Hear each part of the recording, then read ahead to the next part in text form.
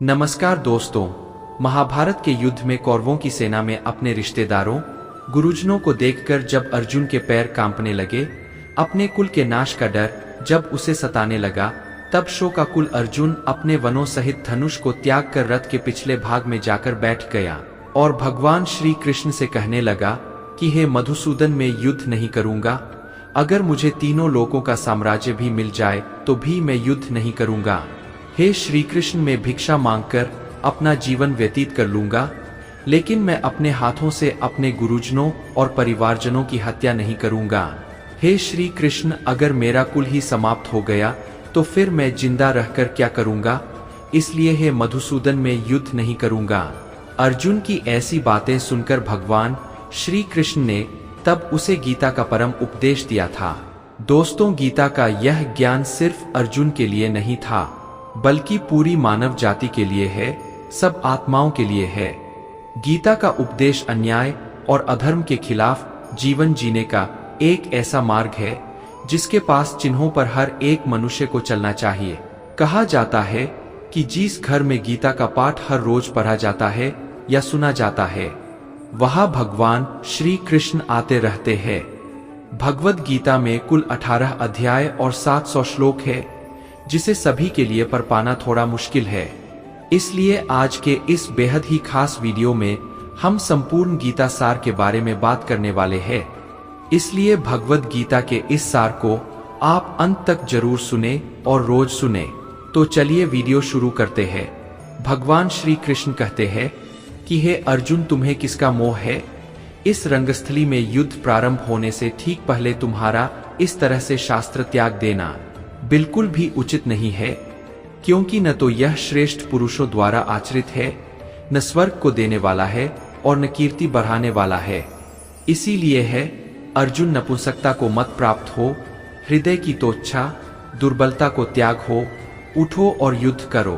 तुम उसका शोक करते हो जो शोक करने के योग्य भी नहीं है और पंडितों जैसी बातें करते हो। ज्ञानी व्यक्ति ना तो मरने वाले का शोक करते हैं और ना ही उनका शोक करते हैं जो अभी जिंदा है, क्योंकि वह जानते हैं जो मर गया वह फिर से जन्म लेगा और जो जिंदा है वो एक दिन जरूर मरेगा।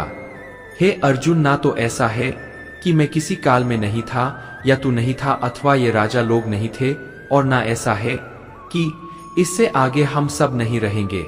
वर्तमान शरीर की उत्पत्ति से पहले भी हम सब थे और पीछे भी रहेंगे। शरीर के नाश होने से आत्मा का नाश नहीं होता।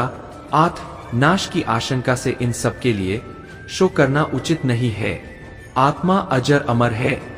आत्मा ना तो मरता है और ना ही जन्म लेता है, क्योंकि आत्मा अजन्मा, नित्य, सनातन और पुरातन है। शरीर के मारे जाने पर भी यह नहीं मरता। जैसे मनुष्य पुराने वस्त्रों को त्याग कर नए वस्त्र धारण करता है, ठीक उसी प्रकार जीव आत्मा पुराने व्यर्थ शरीर को त्याग कर नए शरीर को धारण करती है। आत्मा को शस्त्र काट नहीं सकते और ना अग्नि इसे जला सकती है। दोस्तों, जल इसे गीला नहीं कर सकता और ना ही वायु इसे सुखा सकती है।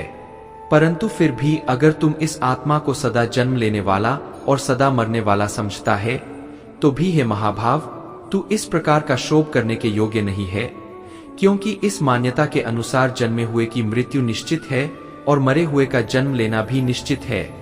हे अर्जुन, अपने धर्म से भागकर तुम भय मत कर, क्योंकि क्षत्रिय के लिए धर्म युक्त योद्धा से बढ़कर दूसरा कोई कल्याणकारी कर्तव्य नहीं है।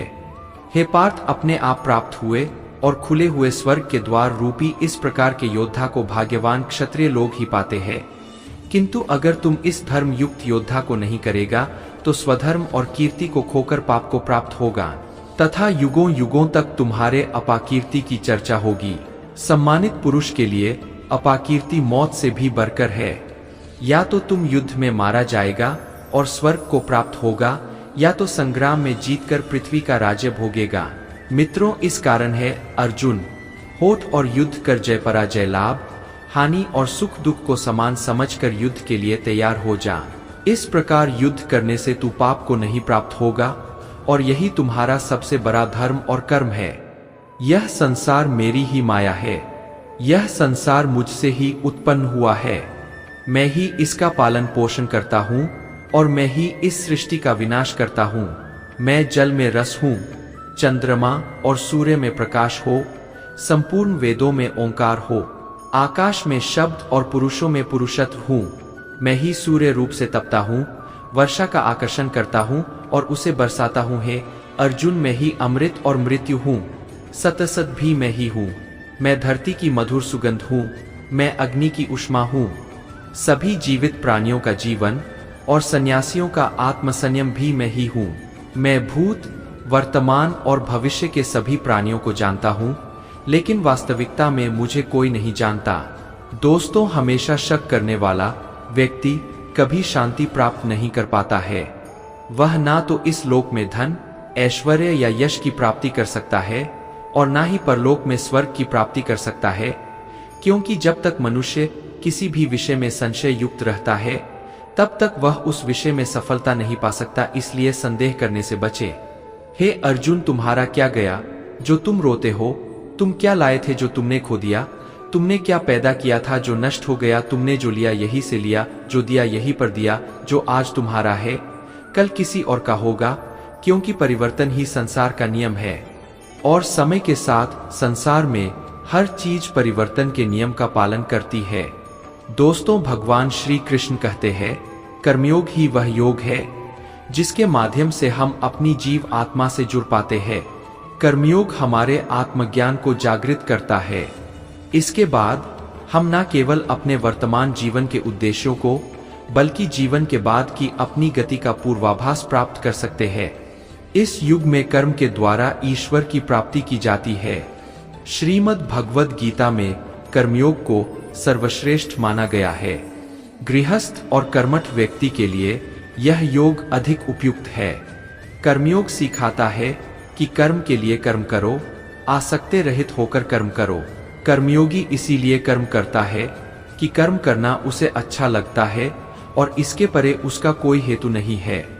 कर्मयोगी कर्म का त्याग नहीं करता, वह केवल कर्मफल का त्याग करता है और कर्म जनित दुखों से मुक्त हो जाता है। उसकी स्थिति इस संसार में एक दाता के समान है और वह कुछ पाने की कभी चिंता नहीं करता। वह जानता है कि वह दे रहा है और बदले में कुछ मांगता नहीं और इसीलिए वह दुख के चंगुल में नहीं पड़ता। कर्म फल का त्याग कर धर्मनिरपेक्ष कार्य का संपादन भी पूजा के समान हो जाता है। संसार का कोई कार्य ब्रह्मा से अलग नहीं है, इसलिए कार्य की प्रकृति कोई भी हो, निष्काम कर्म सदा ईश्वर को ही समर्पित हो जाता है। पुनः जन्म का कारण वासनाओं या अतिरिक्त कामनाओं का संचय है। कर्मयोगी कर्म फल के चक्कर में ही नहीं पड़ता, आत्ह वासनाओं का संचय भी नहीं होता। इस प्रकार कर्मयोगी पुनर्जन्म के बंधन से भी मुक्त हो जाता है। दोस्तों, भगवान श्री कृष्ण कहते हैं, मनुष्य का मन वायु की तरह चंचल है। यह मन ही है जो मनुष्य को काम वासनाओं की तरफ भटकाता रहता है। अगर जीवन को सफल बनाना है तो मन पर काबू करना बहुत जरूरी है। मन को वश में करने से दिमाग की शक्ति केंद्रित होती है, जिससे कार्यों में सफलता मिलने लगती है। गीता के अनुसार जिस व्यक्ति ने अपने मन पर काबू पा लिया, वह मन में पैदा होने वाली बेकार की चिंताओं और इच्छाओं से भी दूर रहता है। साथ ही व्यक्ति अपने लक्ष्य को भी आसानी से प्राप्त कर लेता है। अगर मन को वश में नहीं करोगे तो वह तुम्हारा सबसे बड़ा शत्रु बन जाएगा।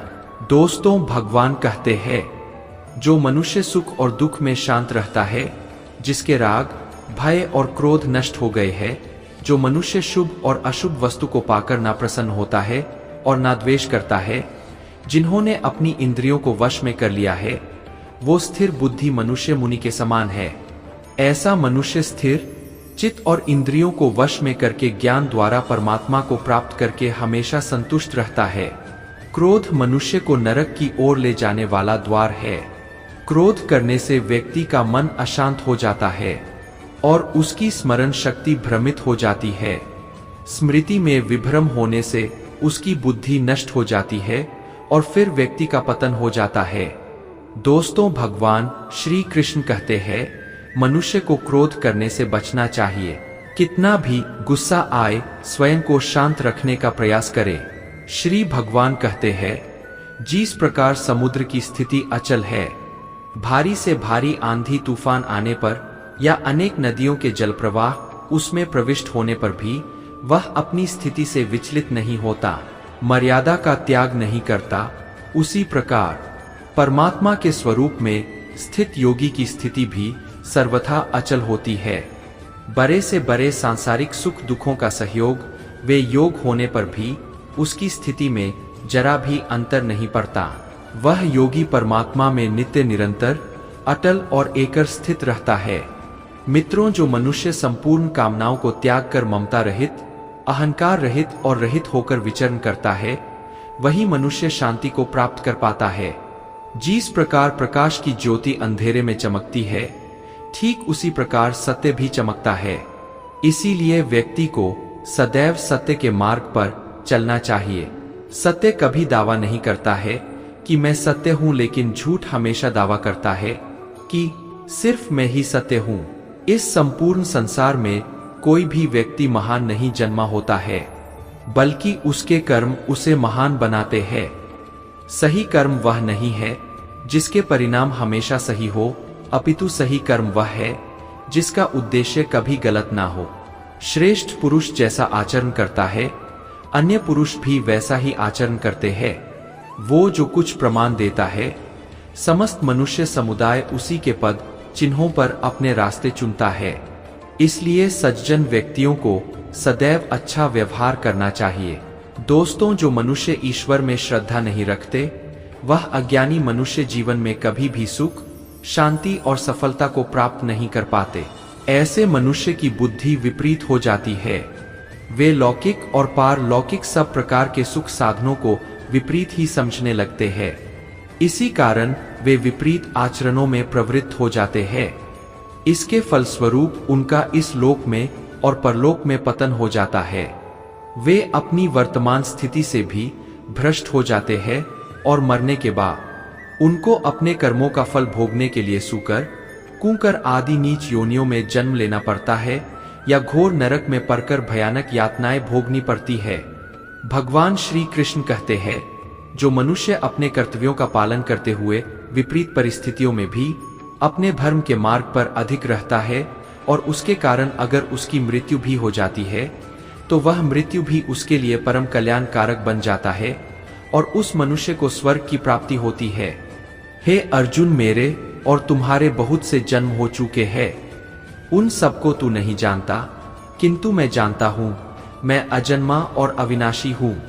मैं समस्त प्राणियों का ईश्वर होते हुए भी अपनी प्रकृति को अधीन करके अपनी योग माया से प्रकट होता रहता हूं। जब जब इस धरती पर धर्म की हानि और अधर्म की वृद्धि होती है, तब तब अधर्म का विनाश और धर्म की पुनर्स्थापना हेतु मैं अपने एक नए रूप को रचता हूं और लोगों के सम्मुख प्रकट होता रहता हूं। मनुष्य मेरी जिस भी रूप की पूजा करते हैं, मैं भी उनको उनकी भावना के अनुसार उसी रूप में दर्शन देता हूं। दोस्तों, मनुष्य जिस भाव से मेरी उपासना करते हैं, मैं उनके उस भाव का ही अनुसरण करता हूं। जो मेरा चिंतन करता है, उसका मैं चिंतन करता हूं।